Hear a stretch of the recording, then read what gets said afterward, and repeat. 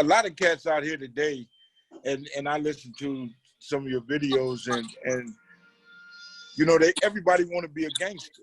Everybody want to be with the business, but everybody is not with the business. You know, and I got a saying, gangster by nature and not by choice. A lot of these dudes do it because they see it and they think that's the way to be. You know, it's sad to say that, you know, our women love hardcore cats. You know what I'm saying? So everybody feel they have to be on that page. But when the test come, if you ain't ready for that test, point B, you can talk all the shit you want. But as soon as that cat, a real cat, get at your ass, you ain't ready for it. Right. You gonna fold. And when you fold, it's all over. Exactly. It's all over. So you know, that's where they fuck up at. Everybody ain't with it like that. Right. And they always said the good girls like bad guys. And for some odd reason, you know, I don't know if it's but that's the opposites attract. Yeah, it's true. It's true. We know she a schoolgirl. We know she green. We know that this whatever we trying to stash and hide is safe in her house. You know what I'm saying? So it's a survival tactic for real. Right. It's a weird choice, and we pick and choose, and we know who to fuck with and who not to fuck with. But you know, I was reading up on you and how you mediate the hip hop thing. You know what I'm saying? Boy, I wish you was there when Death Row these cats, because you know Suge Knight didn't listen. And I was there. I used to talk to Suge plenty of times. Like we stayed in tune, or I was in there when he got shot in Miami. I was in there.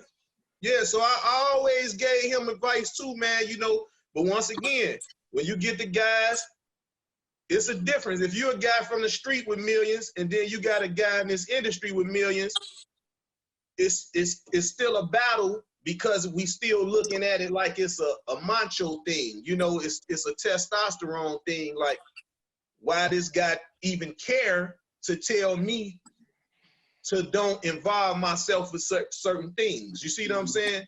And that's because it's like, listen, you're going to be a fool with some money, or you're going to be a genius with some money. Which one you choose to be?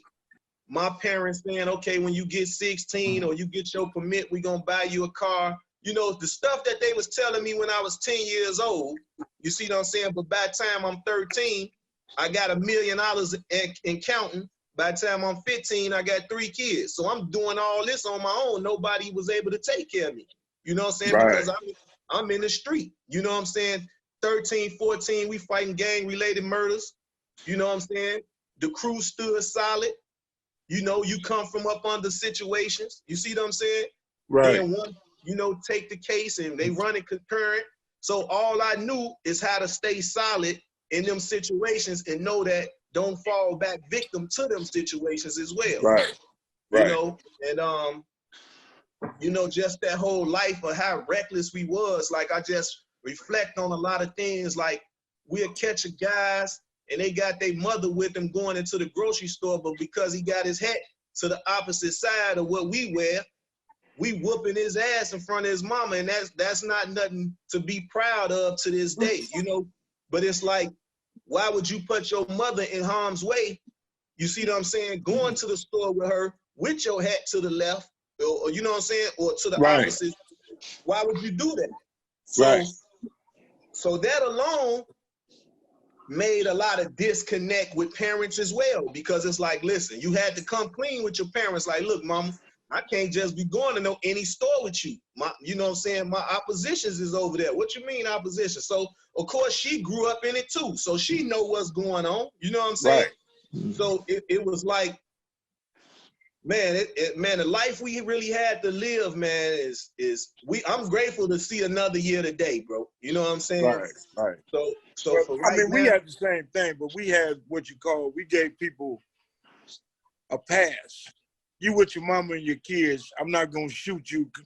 I mean, I might hurt your kid, you know, and you know, during my gangbanging days, gangbanging was the only thing I focused on.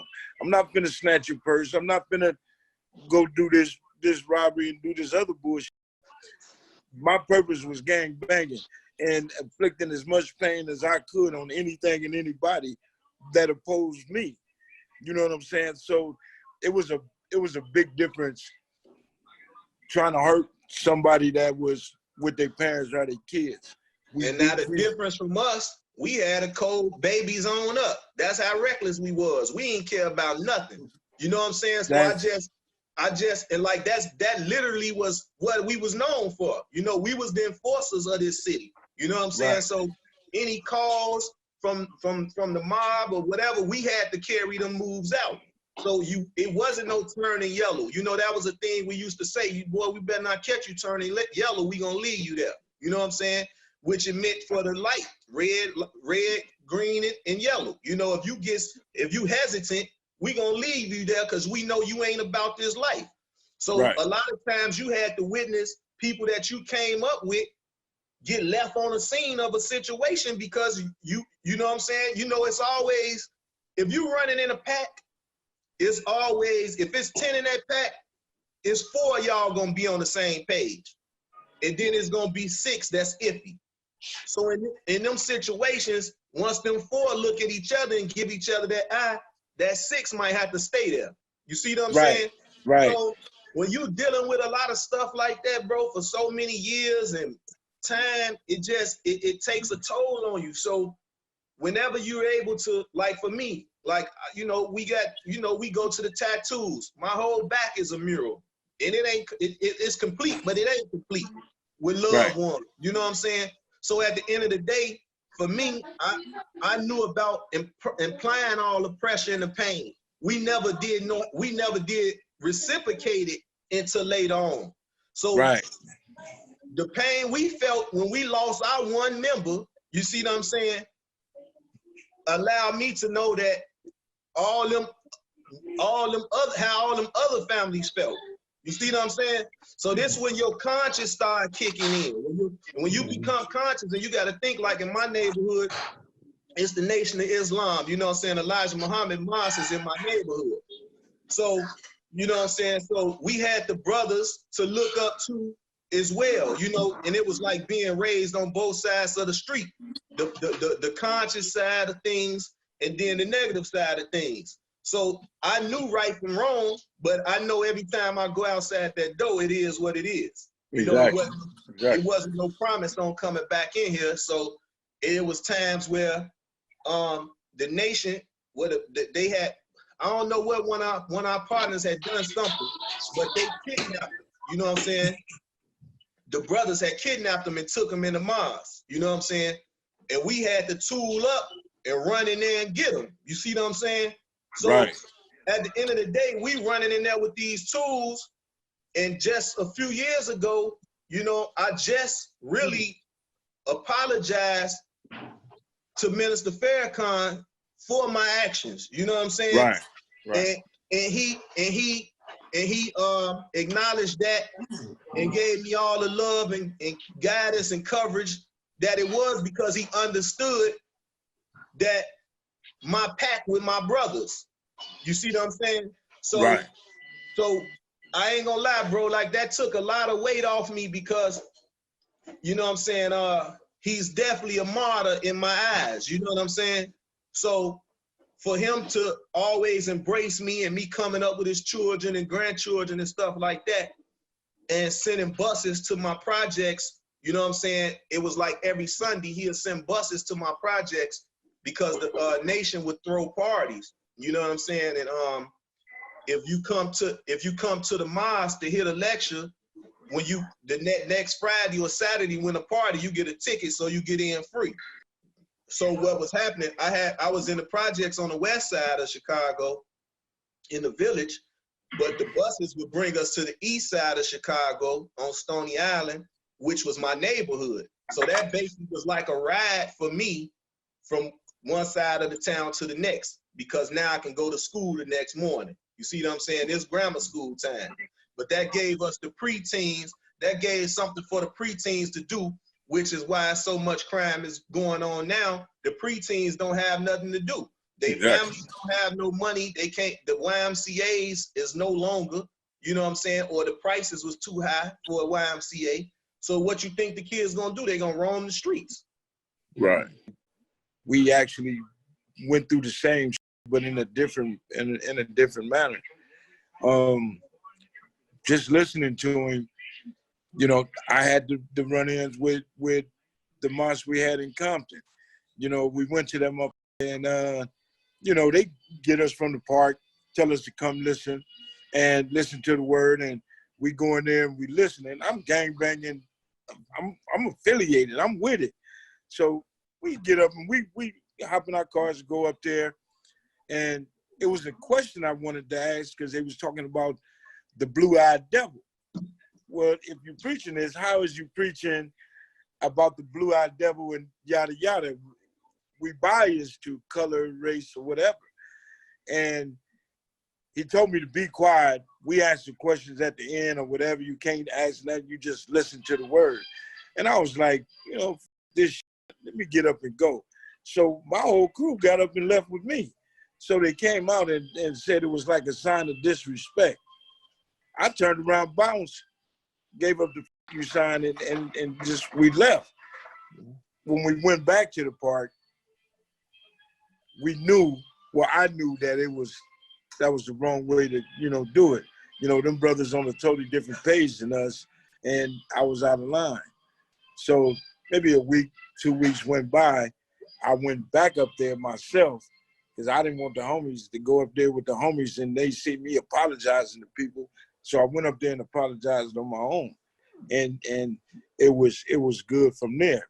My cousins, the Frasers are Muslims. So I felt like I was disrespecting them too. So it's crazy, man. It's crazy. Hey, JoJo, I wanted to ask you, I know that you talked about it because, you know, out west, we had what you would call sets back in the shy, you know, called mob, you know, the mob.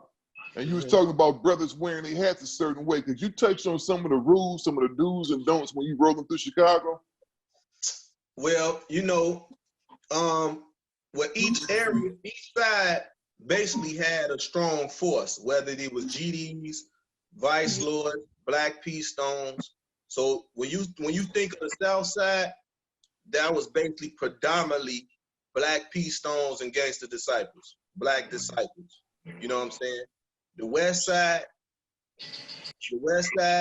was predominantly Vice Lords. You know what I'm saying?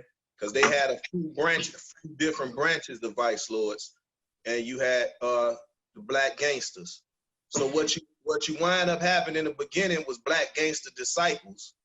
You know what I'm saying? Under the 6-point star. And then you had the Black P Stones under the 5-point star, and you had Vice Lords under the 5-point star with a cane and a hat. You know, different branches in a bunny. You know what I'm saying? The bunny rabbit was one of the, basically what you would say a logo. You know what I'm saying? Mm-hmm. So even though we had colors as well, blue and black, they was red and black. You know what I'm saying? But we didn't solidify ourselves just off the color. You know what I'm saying? How they would do in LA. You know, you were red or you was blue. So for us, we had the Latin Kings. So when you see that gold and black, you seen the gold and black, you know you had the Latin Kings. So anywhere where we would go, it'll be a variety of every mob. You know what I'm saying? So it gets to the point where you know it was gonna be some beef and some problems. So you either stay in your neighborhood or where y'all predominantly at, because you don't want to put nobody in harm's way. You know what I'm saying? But you always got the Billy badasses like us that would go to the opposition parties. That was the crazy shit we would do. We was like a death wish. You know what I'm saying? Soon as we go in the skating ring that we knew predominantly was all Black P Stones and Vice Lords, called the Rink. If you know anybody in Chicago, ask them about the Rink on 87th Street. That was like walking. That was like a Crip walking in the jungle. That was like a Crip walking and Ma Pyru. You see what I'm saying? Which of course everybody was amongst each other, but I'm saying in one of their party. If James having a party, you know it's gonna be all Ma Pyru in the party. You see what I'm saying? But Right. we would be the dudes from Corner Pocket or something, and we gonna come in James' party. That's how we was. You know what I'm saying? So it's like I just think of all that, bro. So today to even be enjoying a birthday and coming through this coronavirus and everything that's going on, it's like I'm forced to kind of help these younger guys because I know for a fact they dealing with their own issues and pains, but I don't want them to be just like me. I want them to be better than me. And that's what I want them to understand. It's like, I'm not having no macho man conversation with them. When they telling me they shot something over there, I'm telling them like, man, that should be your last time shooting, man. And they looking at me like, you who we want to be, like, what you mean? So what I do is say, if I'm one of the ones who you would want to be like me from right now.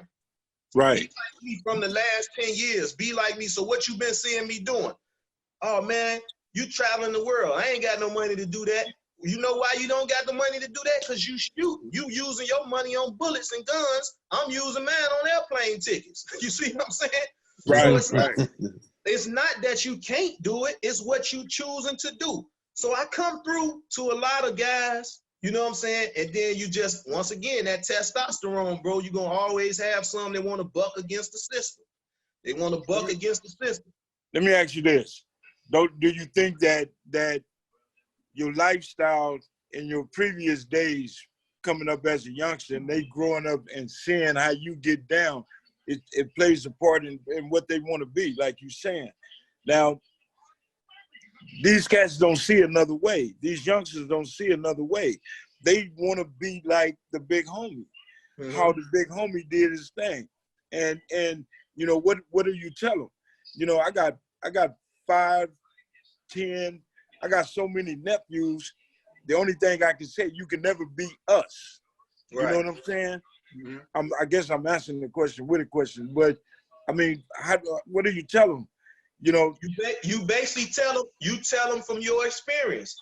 You know what I'm saying? Do you want to be, do you want to be like one of our cousins that we lost? Do you want to be like my brother, that's doing 26 years, that's doing 50 years, that's doing life? You want to be like any one of your other 3 uncles that you see calling every 5 minutes, wanting us to put money on their books and come visit them and send them letters, and they ain't getting no sex from no woman?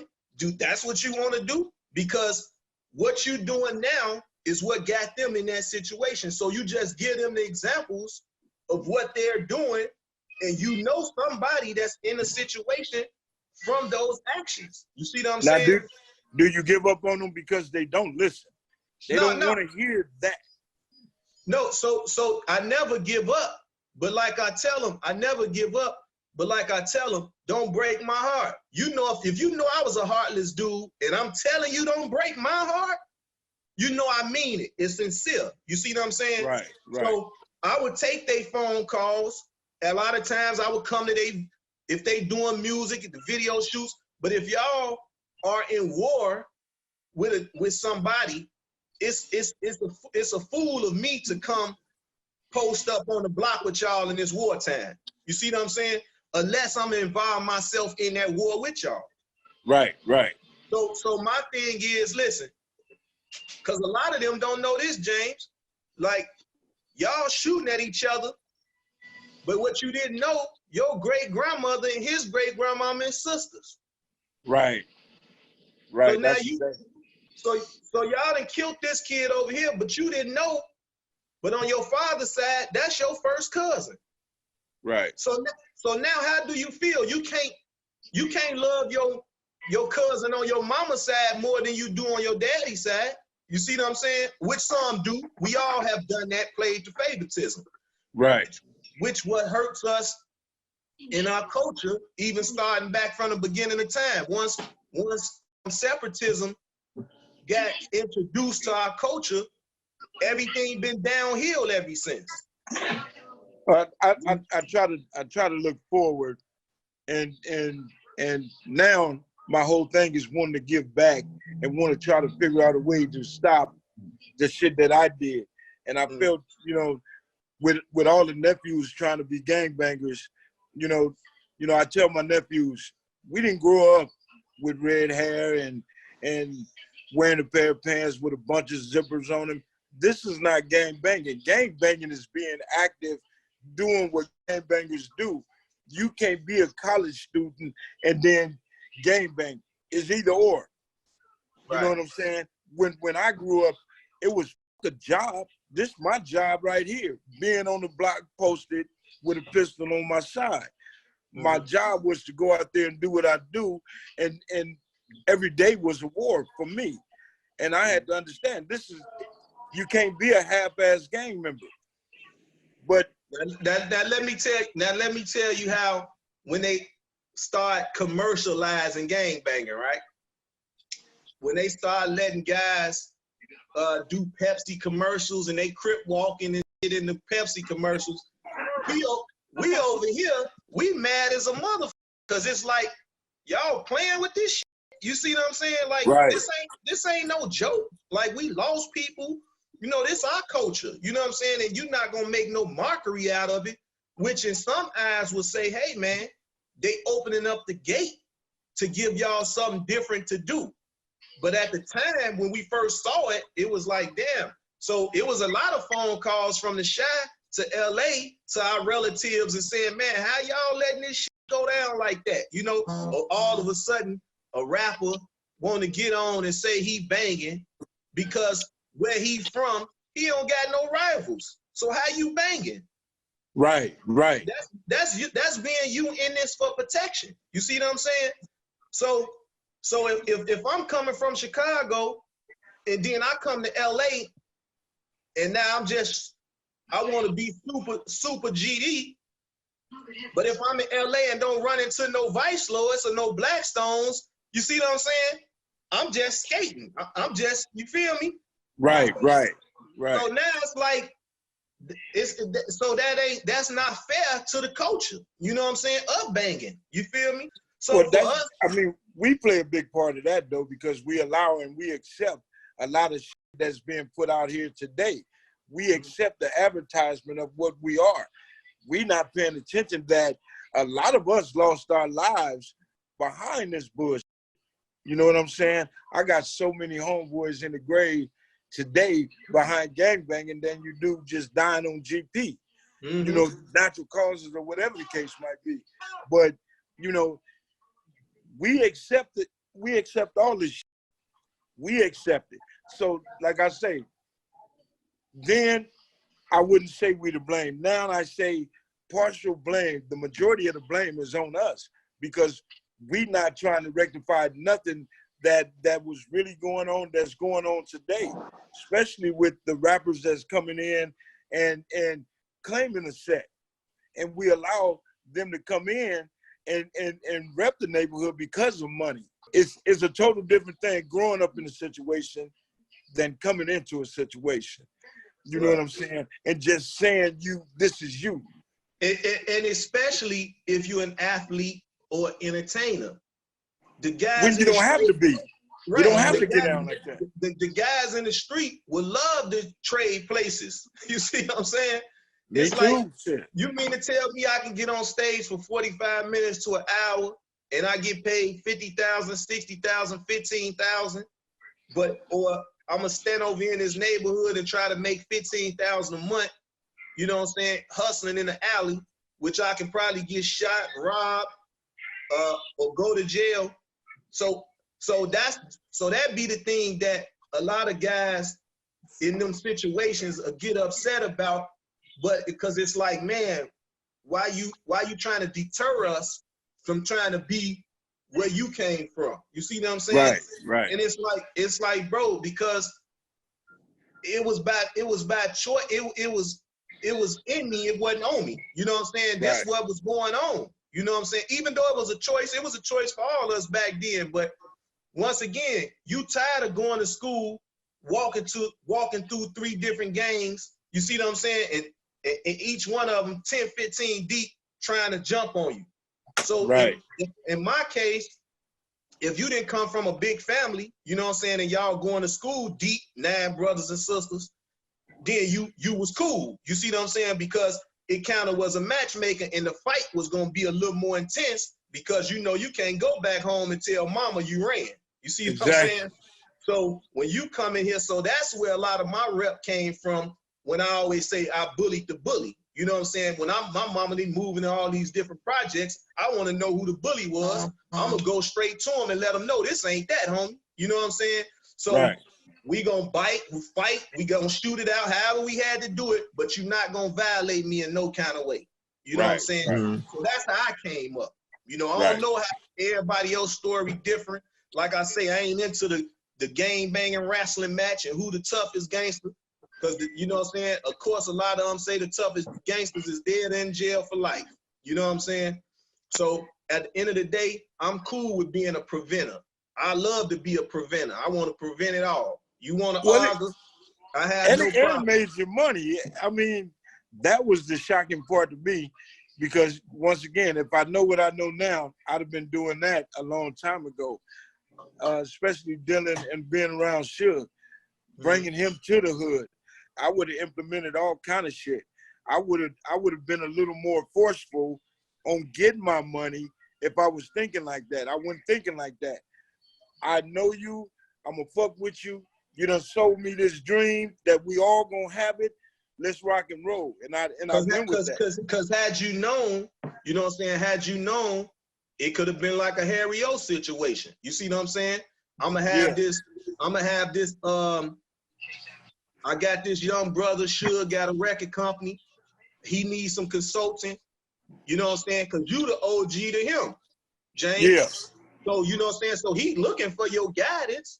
But a lot of times what happens when them guys get the money, and if you don't have the same type of money as them, they feel like they don't got to listen to you. And that's what's going on today. If you ain't having no money or getting no money, it's like what I'm listening to you for. So you got to listen to these raps.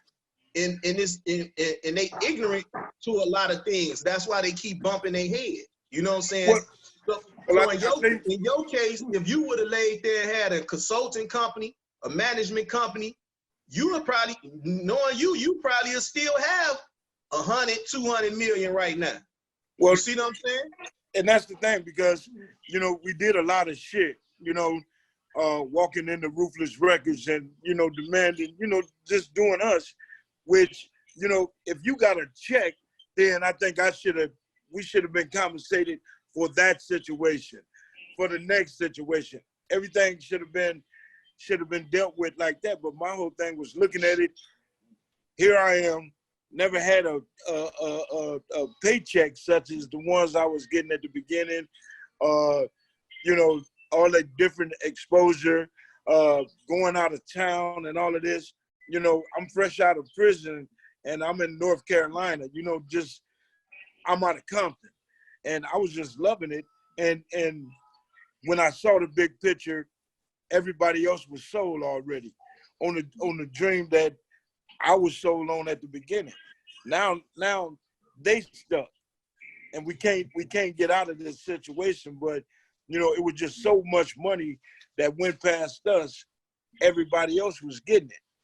So the way you did it was like, man, I mean, I'm getting paid off of being smart and fixing situations and making sure motherfuckers get what they get, getting that jewelry back, the whole nine. Like you said, if that chain costs $50,000, let me get 10% of that for getting it back to you.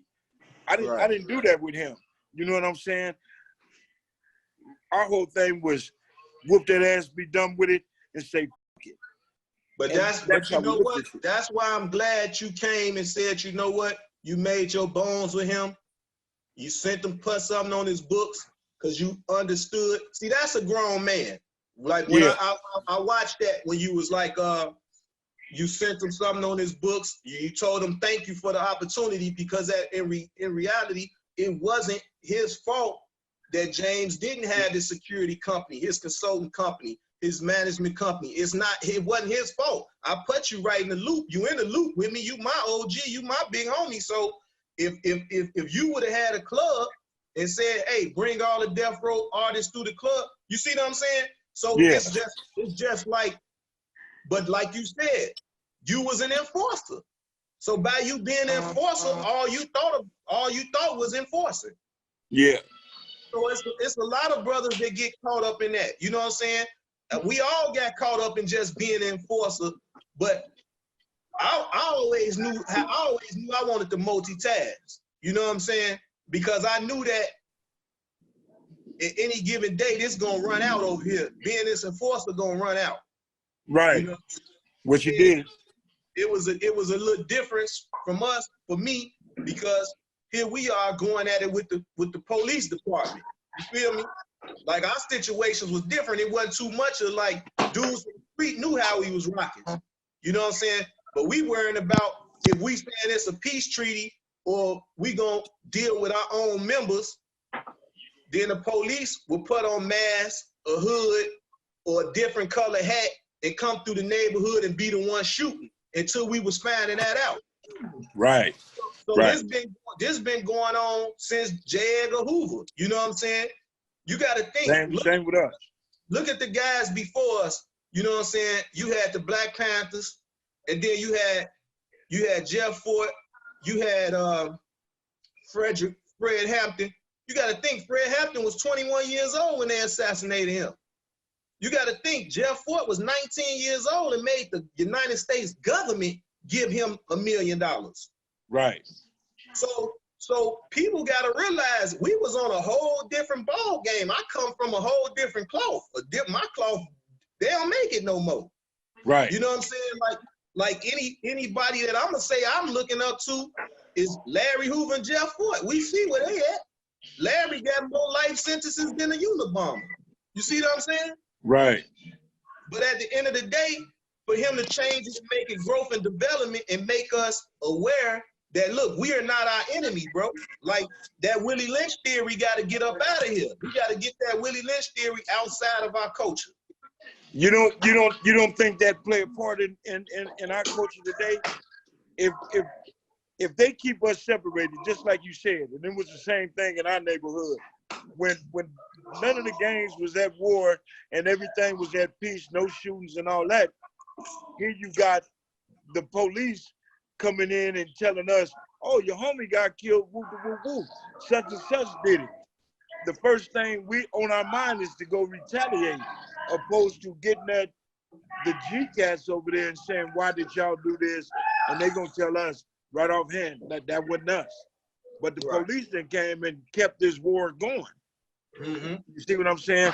So the William Lynch thing, now that's the same thing we doing today, divide and conquer amongst each other. This is what we are doing. This is what hurt us today. We divide and conquer. We don't want to see each other come up. If I see you get it, envy and all of this other shit, and here we are killing each other for this bag that I done worked my ass off for. I done sold drugs for 5 years straight. Ain't got caught. They know I got money at home.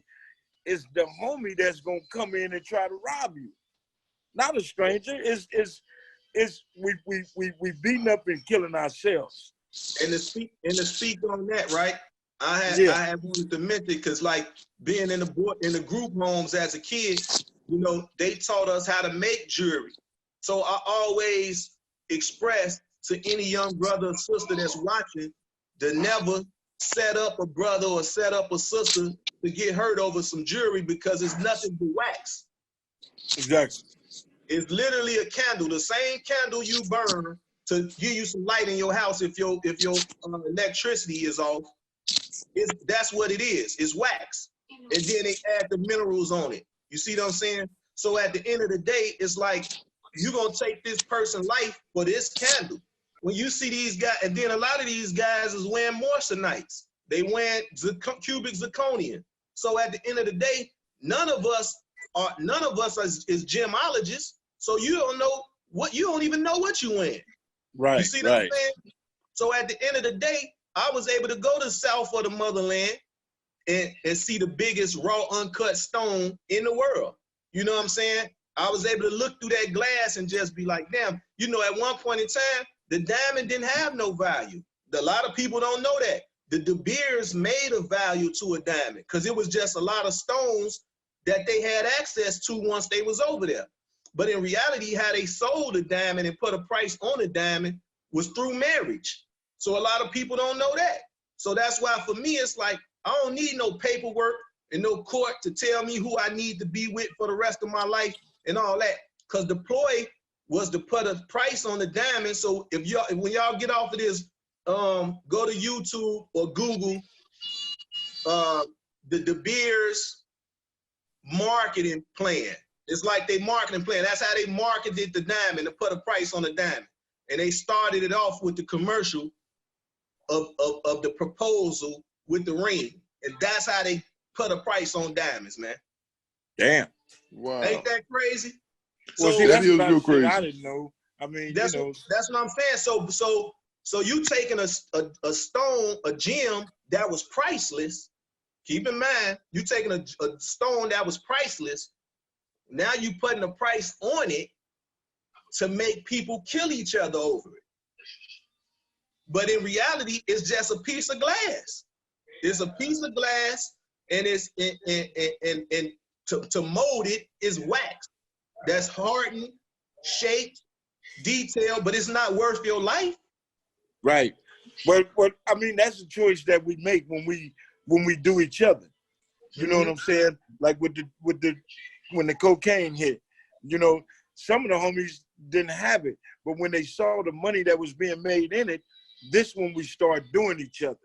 You know what I'm saying? And it's been like that ever since. You know what I'm saying? So Right. I mean, my whole point is we have to find some type of way to get back to the earlier days, how much we respected each other and seen each other in a different value than we do now. We really don't give a fuck about each other today. So, we gotta cherish life more. Cherish life. And it shouldn't take us to get old to start seeing. So if we start teaching these youngsters and showing them a different way, like a lot of guys in Chicago, I know they see you done been everywhere, and I saw that. And you know, getting that passport, I just I went last year at 54, able to see something like way across in another month on the other side of the planet. I went to Australia, and it was like, you know, just listening to how you was explaining it, I went through the same thing, just seeing how other people live. You don't see the obesity and the obese. You don't see none of that.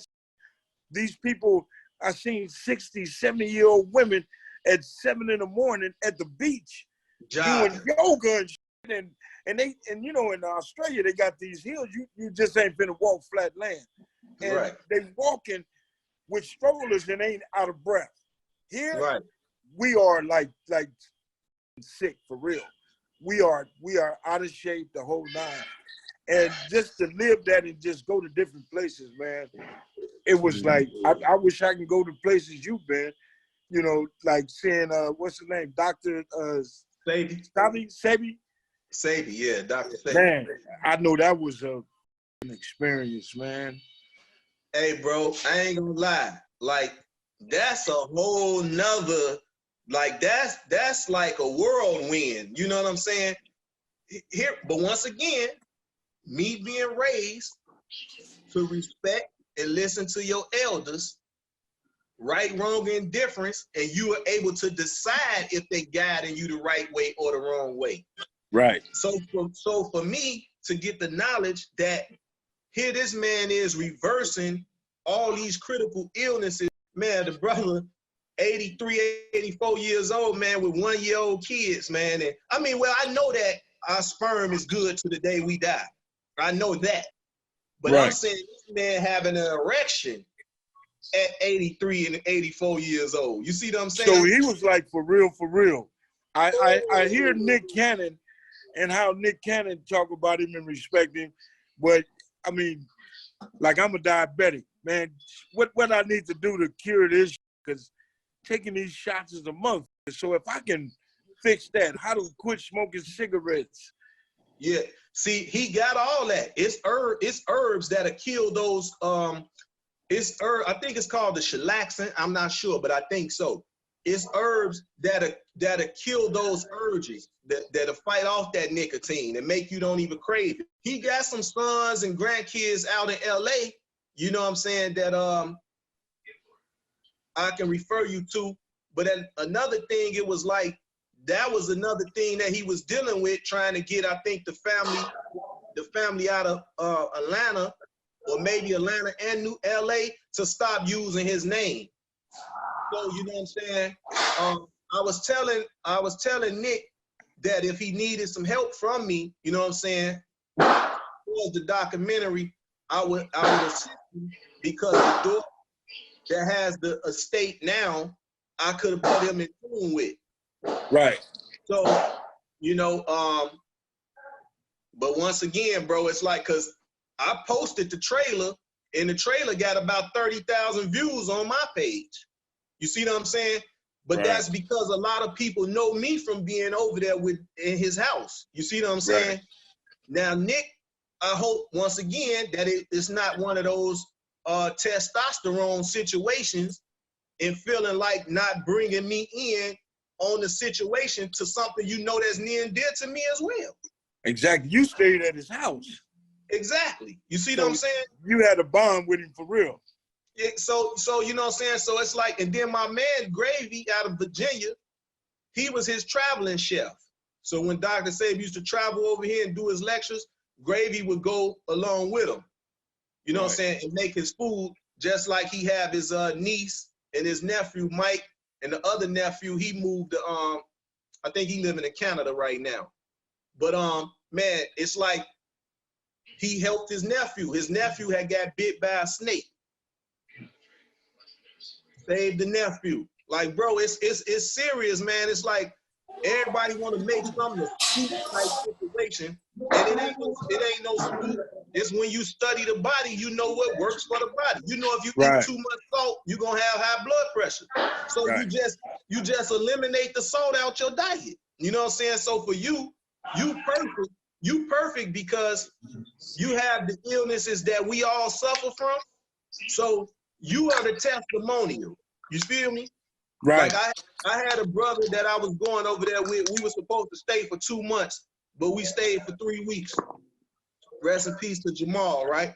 So he called me today. He called me today because he was in a penitentiary in Philly, but he from Watts. He from Watts though, but he grew up in Philly, back and forth. So he had got he was Allen Iverson's accountant for like 17 or 13 years. You probably know Maul, light skinned. He used to have long braids. Jamal, they used to be with AI every day. So long story short, because his mama, everybody, they from out in Watts. So he give me a call today and like, bro, I just went and had my last treatment, chemo. They can't do nothing else. They gave me 60 days to live. Bro, I ain't kissed my kids, hugged nobody. I ain't do nothing. I got that up there next day on a flight and told him to meet me in Honduras, man. You know what I'm saying? And I was documenting it. I was documenting his trials. So before he left home, he was bedridden, couldn't get up, in a wheelchair and all that. When we got over there, bro, and they got to work and getting them together, man, that man up, y'all. He walking, he dancing. We playing dominoes, the whole thing, James. And I'm seeing this in front of my eyes. There was another brother, because you know it's a whole village. It's a village with cottages, like, you know what I'm saying? Yeah. So it's people from all over the world that be there. So it was a brother over there that was paralyzed, couldn't walk. So he went to the thermal pool, his wife in the thermal pool with him, and she stepped on his foot. So he holler out, ouch. He like, ouch. So she like, ouch, what you hollering ouch for? He say, you stepping on my feet. bro, she burst out in tears. She couldn't believe it. And he had got shot he had got shot up, you know what I'm saying? Right. But he was able to walk again, man. She So cried. what you think the problem is? People just, I mean, that'll hurt a lot of industries, like for pharmaceuticals. Of If course. people follow. Of course. Why you think stuff like this is going on right now with Corona? Right. It's population control, bro. It's always been population control. Right. You know what I'm saying? For us, with all the people that was killed, that was avoiding the slave trade, because we don't talk about the millions of people that jumped off the boat in the water. You know what I'm saying?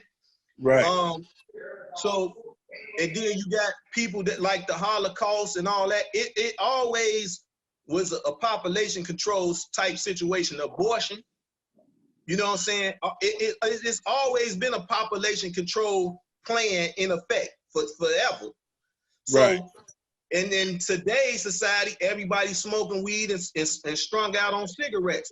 So who is falling victim the most and who ill? Everybody that has what? Upper respiratory infections. Exactly. Or upper respiratory issues because from smoking. So all the tragedies are basically coming from them, because what it's doing is attacking your lungs. What the tobacco doing? Attacking your lungs. Exactly. So those are the people that they feel like they basically playing Russian roulette with their life, because on a pack of cigarettes, the Surgeon General tell you cancer, this, that, and the other, and people still smoke. So you I'm one of them. This what I'm saying. So it's like you think I should care that this virus gonna kill you? You already was killing yourself. Right. But you killing yourself is costing us. You killing yourself is costing us. You costing the government to help you with this hospital, help you with your insurance. You see what I'm saying? You costing us.